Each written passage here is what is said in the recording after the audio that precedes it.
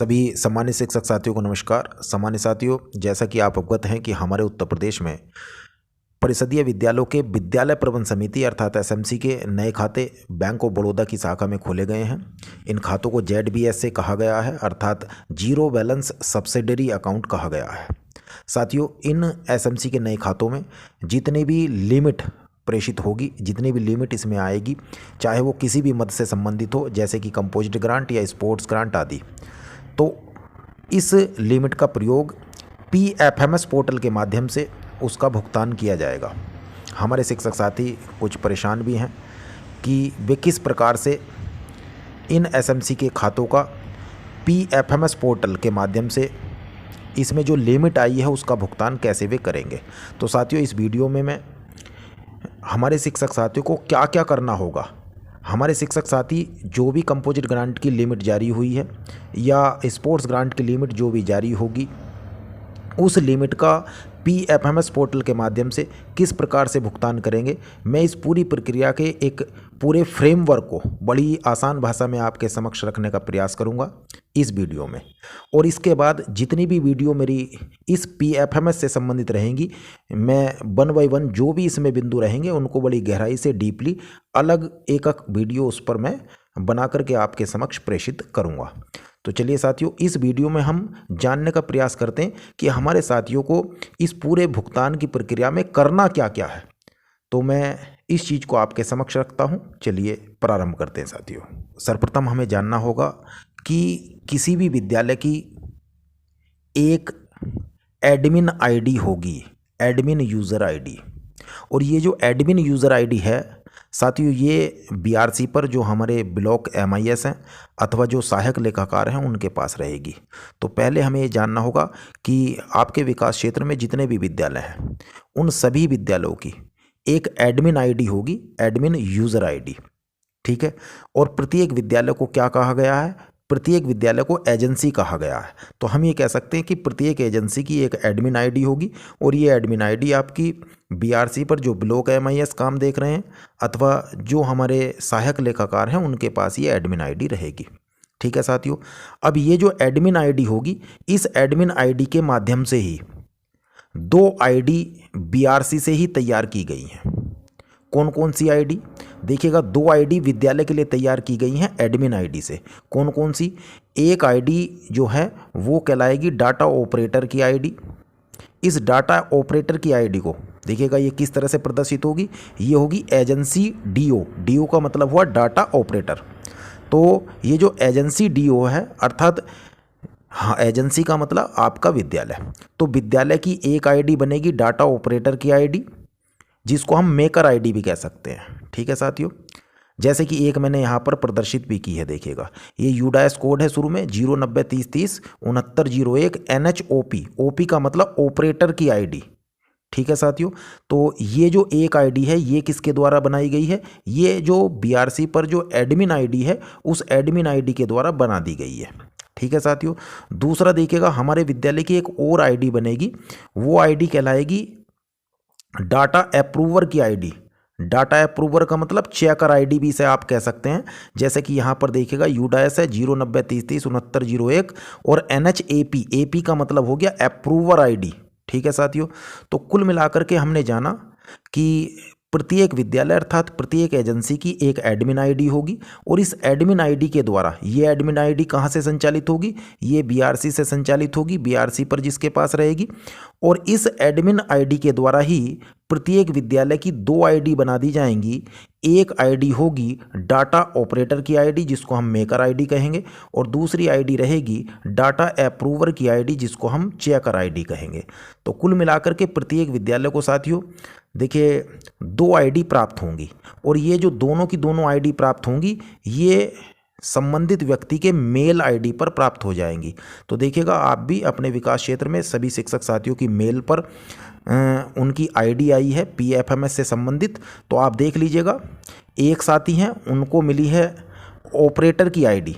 तो जो ऑपरेटर की आईडी है आप देख लीजिएगा, ये असिस्टेंट टीचर की है अथवा ये हेड टीचर की है। ठीक। दूसरी जो है अप्रूवर की आईडी मिली है, जिसको चेकर की आईडी भी कहा गया है।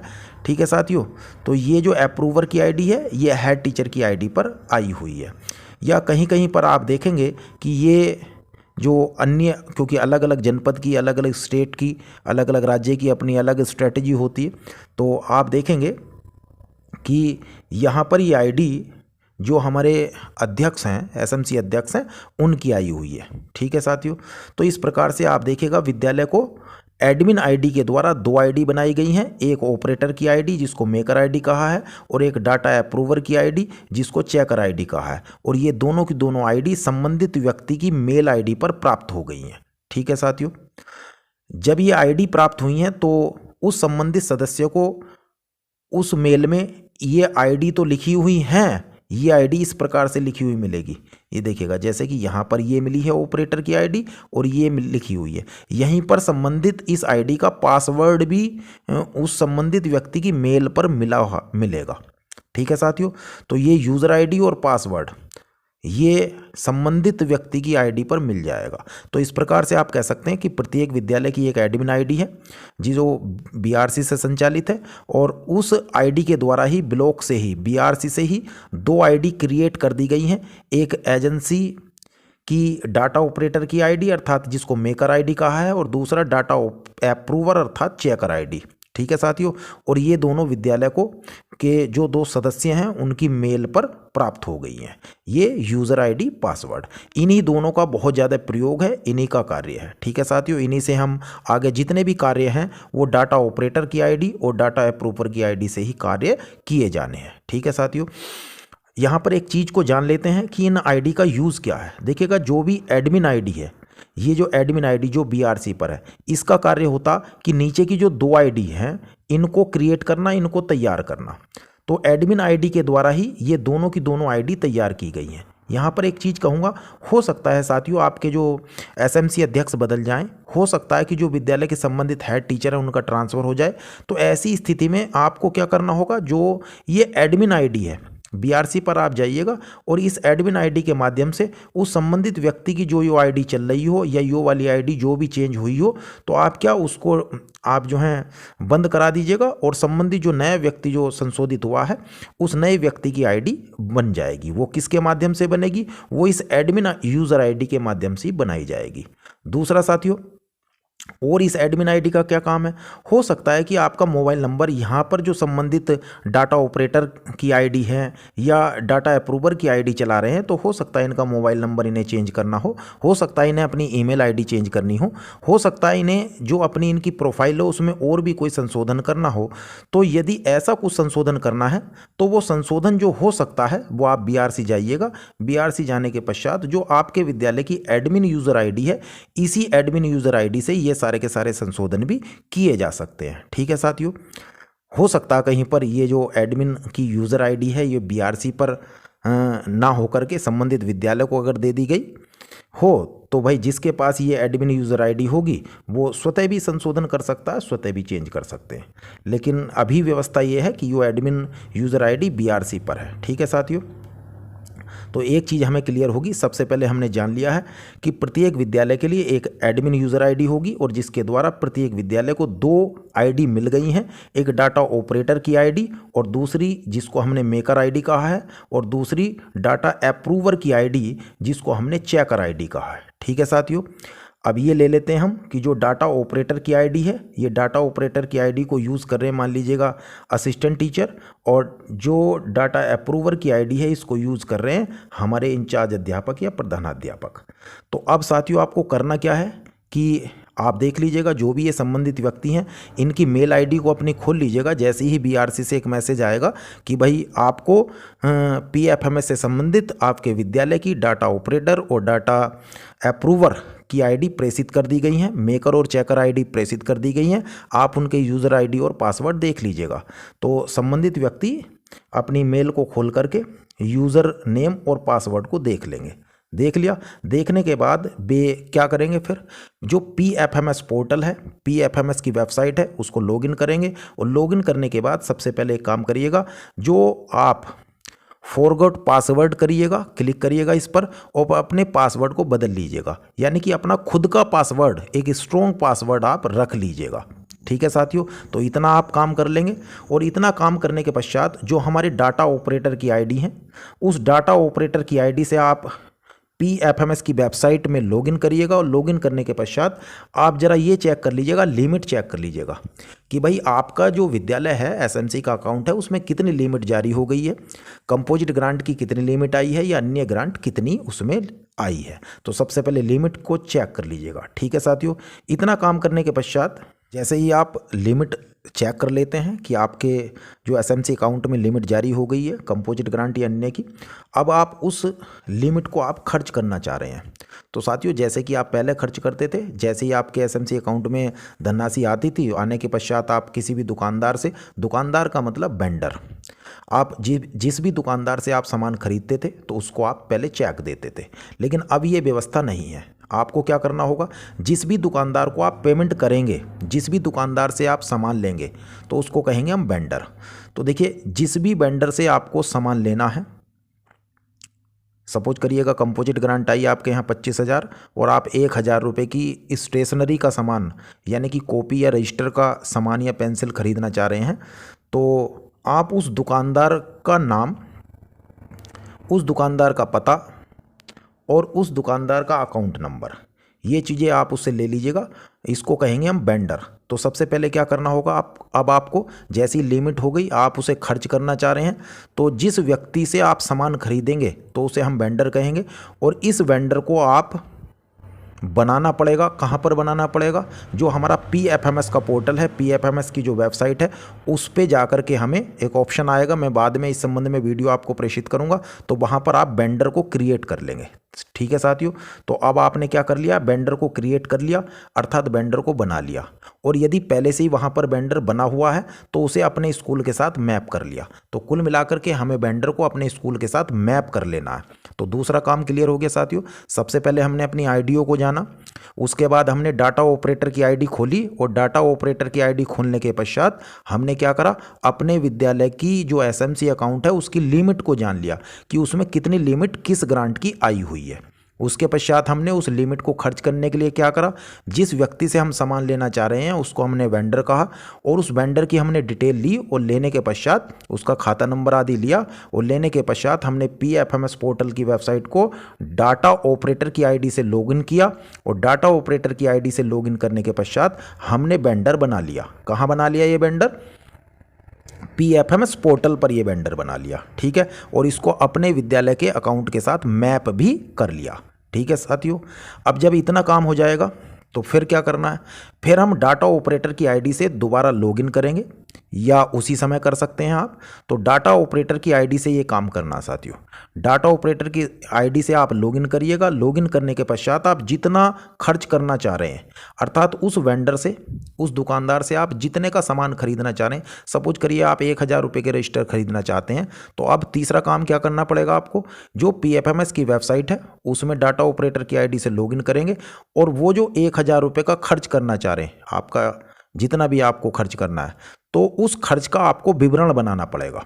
अर्थात वो जो एक्सपेंडिचर आप कर रहे हैं उस एक्सपेंडिचर को क्रिएट करना पड़ेगा, उस खर्च का विवरण आपको बनाना पड़ेगा। तो किस तरह से बनाएंगे इस संबंध में भी मैं वीडियो जरूर प्रेषित करूंगा आपको। तो साथियों, एक्सपेंडिचर बना लेंगे और ध्यान रखिएगा एक्सपेंडिचर किससे बनाएंगे, आप डाटा ऑपरेटर की आईडी से आप एक्सपेंडिचर बना लेंगे PFMS पोर्टल पर। जैसे ही आपका एक्सपेंडिचर बन जाता है तो उसी समय, उससे पूर्व आप हम आपको PDF प्रेषित कर देंगे। वो PDF है कि भुगतान स्वीकृत आदेश आपको बनाना पड़ेगा और उस भुगतान स्वीकृत आदेश को यहाँ पर जिस समय आप एक्सपेंडिचर बनाएंगे उस समय आपको अपलोड करना पड़ेगा। ठीक है साथियों, तो किस प्रकार का होता है वो भुगतान स्वीकृत आदेश, ये मैं आपको अगली जो वीडियो होगी उसमें प्रेषित करूँगा। इस संबंध में जब भी मैं वीडियो एक्सपेंडिचर क्रिएट वाली आपको प्रेषित करूँगा, उस पर आप SMC अध्यक्ष और सचिव के हस्ताक्षर भी आप उस भुगतान स्वीकृत आदेश अर्थात सैंक्शन ऑर्डर पर कराएंगे और उसको यहाँ पर PDF के रूप में अपलोड कर देंगे। ठीक है साथियों, तो यो हमारा तीसरा काम हो गया है कि आपने डाटा ऑपरेटर की आईडी से लॉगिन किया और एक्सपेंडिचर क्रिएट करना आपने सीख लिया है। मान लिया आपको वेंडर को 1,000 रुपये देने थे, 1,000 का सामान लेना था, तो आपने ₹1000 का यहाँ पर एक्सपेंडिचर क्रिएट कर लिया। जैसे ही एक्सपेंडिचर क्रिएट हो जाता है और उसे आप सबमिट कर देते हैं, ठीक है साथियों, तो सबमिट होने के पश्चात वो जो एक्सपेंडिचर था वो अप्रूव होने के लिए चला जाता है। कहाँ चला जाता? जो दूसरी आईडी थी डाटा अप्रूवर, उसकी आईडी पर चला जाता है। तो अब हमें क्या काम करना साथियों, नेक्स्ट कार्य करना हमें कि जो डाटा अप्रूवर है उस डाटा अप्रूवर की आईडी को ओपन करना है, लॉगिन करना है। डाटा अप्रूवर की आईडी मिली हुई है, डाटा अप्रूवर की आईडी से लॉगिन करेंगे पीएफएमएस की वेबसाइट में, और उसके पश्चात आप देखेंगे जो डाटा ऑपरेटर की आईडी से एक्सपेंडिचर बनाया हुआ था वो एक्सपेंडिचर आपको प्रदर्शित होगा। आप उस एक्सपेंडिचर को देखेंगे, सैंक्शन ऑर्डर को देखेंगे, चेक करेंगे, और आपको उचित लगता कि वो सही है तो उसको अप्रूव कर देंगे। जैसे ही आप उसको अप्रूव करेंगे तो अप्रूव करने के पश्चात वहीं पर एक प्रिंट पेमेंट एडवाइस पीपीए ये जनरेट करेंगे आप, और जनरेट करने के पश्चात इसके 2 प्रिंट आप निकाल लेंगे। ठीक है साथियों, यदि उस समय प्रिंटर की स्थिति नहीं है तो मोबाइल में ही अपने या लैपटॉप में जो भी आप यूज़ करेंगे तो उसी में आप इस पीपीए को इसको पीडीएफ के रूप में वहीं पर डाउनलोड कर लीजिएगा, और डाउनलोड करने के पश्चात इसके 2 प्रिंट कहीं पर भी आप निकलवा लीजिएगा। तो चौथा साथियों काम ये करना है कि जो भी एक्सपेंडिचर आपने बनाया था डाटा ऑपरेटर की आईडी से, आपने उसके पश्चात डाटा अप्रूवर की आईडी से लॉगिन किया, और लॉगिन करने के पश्चात वो जो एक्सपेंडिचर आया था उस एक्सपेंडिचर को आपने चेक किया, उसके सैंक्शन ऑर्डर को चेक किया, अगर सब चीज़ सही है तो आपने उसको अप्रूव कर दिया। अप्रूव करने के बाद जो पीपीए है प्रिंट पेमेंट एडवाइस, उसको आपने जनरेट करने के पश्चात उसकी 2 कॉपी आपने प्रिंट करा ली। प्रिंट कराने के पश्चात वो जो पीपीए निकला, अब क्या काम करेंगे, ये जो पीपीए है इस पर आप एसएमसी अध्यक्ष और जो आपके सचिव हैं, सचिव मतलब प्रधानाध्यापक महोदय, इन दोनों के मोहर हस्ताक्षर हो जाएंगे, और ये दोनों कॉपी लेकर के आप बैंक जाएंगे। ठीक है साथियों, बैंक में पहुंचने के बाद एक कॉपी आप बैंक में जमा कर देंगे और दूसरी कॉपी को रिसीव आप ले लेंगे। रिसीव लेने के पश्चात ये जो रिसीव वाली कॉपी है इसे विद्यालय में अपने आप रखेंगे, और उसके पश्चात आप देखेंगे बाद में लॉगिन करके कि भाई वेंडर का पेमेंट हो गया अथवा नहीं हो पाया है। इस चीज़ को आप पीएमएफ पोर्टल पर देख सकते हैं कि जो वेंडर का पेमेंट है वो अभी हुआ है अथवा नहीं हुआ है, और इसके पश्चात जो आयबीए पंजिका है उसको आप मेंटेन करेंगे।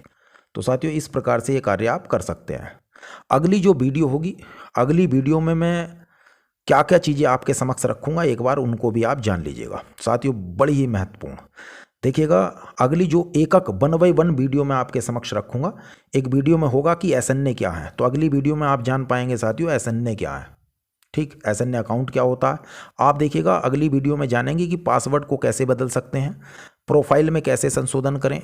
ठीक है, जो आप चाहते हैं कि आपका मोबाइल नंबर बदल जाए, ईमेल आईडी बदल जाए, तो उसमें संशोधन कैसे हो, इस चीज़ को मैं आपके समक्ष रखूंगा। एक वेंडर कैसे बनाए, मैंने ऊपर अभी बात रखी थी वेंडर को बनाने की, तो वेंडर साथियों कैसे बनाना उसके ऊपर एक वीडियो होगी। एक्सपेंडिचर कैसे क्रिएट करें, एक्सपेंडिचर को कैसे बनाना है, भुगतान आदेश सैंक्शन ऑर्डर में क्या लिखें। देखिएगा जो भुगतान आदेश है वो किस प्रकार का होगा और उस सैंक्शन ऑर्डर में क्या क्या चीज़ें लिखी जाएंगी, इसके ऊपर भी एक वीडियो आपके समक्ष मैं साझा करूंगा। इसके बाद जो एक्सपेंडिचर आपने क्रिएट किया है ऑपरेटर की आईडी से, उसको अप्रूव कैसे करना है, इसको भी मैं आपके समक्ष रखूँगा। इसके साथ ही देखिएगा साथियों जो पीपीए है वो पीपीए को कैसे प्रिंट करना है और आगे की क्या प्रोसेस होती है, इसके बारे में पूरी एक वीडियो होगी। एक चीज़ और है साथियों कि आपने पीपीए को बैंक में जमा कर दिया है लेकिन वेंडर को भुगतान हुआ है अथवा नहीं हुआ है, तो इस बारे में भी साथियों एक वीडियो मैं आपके साथ साझा करूंगा नेक्स्ट। एक चीज़ और है, कुछ समस्या भी साथियों आएगी, तो उन समस्याओं के भी समाधान होंगे। जैसे कि एक्सपेंडिचर गलत बन गया है, बहुत सारे हमारे साथी हैं कि भाई अभी हमने वेंडर को 1000 रुपये का पेमेंट देना था और 1200 का सपोज करिएगा भूल चूक से 1200 का वो बन गया है, तो ऐसी स्थिति में क्या होगी, लिमिट हमारी घट जाएगी। भाई 25,000 रुपये की हमारी कंपोजिट ग्रांट आई और गलती से हमारा 1000 की जगह उस वेंडर के लिए 1200 रुपये का एक्सपेंडिचर क्रिएट हो जाता है, और लिमिट भी देखिए 1200 रुपये कम होगी। बनाना था 1000 का, बन गया 1200 का, 200 रुपये का नुकसान, लिमिट भी कम हो गई। अब लिमिट वापस कैसे आए भाई, तो ऐसी स्थिति में देखिए अगर एक्सपेंडिचर आपका गलत बन गया है तो आप क्या करेंगे, तो इस संबंध में भी एक वीडियो हम आपके समक्ष साझा करेंगे।